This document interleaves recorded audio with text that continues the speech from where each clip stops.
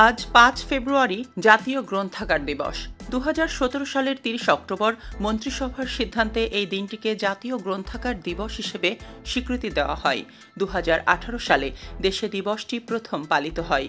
জাতীয় গ্রন্থাগার দিবস হিসেবে পালনের জন্য ৫ ফেব্রুয়ারি নির্ধারণ করার কারণ হল ১৯৫৪ সালের ৫ ফেব্রুয়ারি জাতীয় গ্রন্থাগারের ভিত্তিপ্রস্তর স্থাপন করা হয়।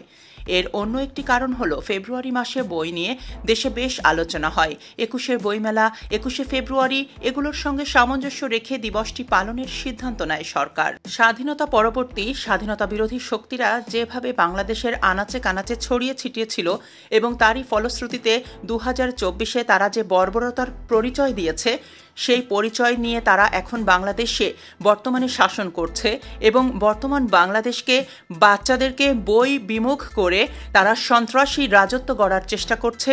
তাই আমরা সবাই সোচ্চার হয়ে এই স্বাধীনতা বিরোধী শক্তিকে যেন রুখতে পারি এবং আমাদের সন্তানদেরকে যেন বইমুখী করতে পারি, তারা যেন বিদ্যালয়ে ফিরে যায় এবং তারা যেন সুশিক্ষায় শিক্ষিত হয়ে সুন্দরভাবে সোনার বাংলা বিনির্মাণ করতে পারে। আজকে জাতীয় গ্রন্থাগার দিবসে সেই প্রত্যাশা ব্যক্ত করছি। জয় হোক বাংলাদেশের, জয় হোক মানবতার, জয় হোক স্বাধীনতার সপক্ষের শক্তির।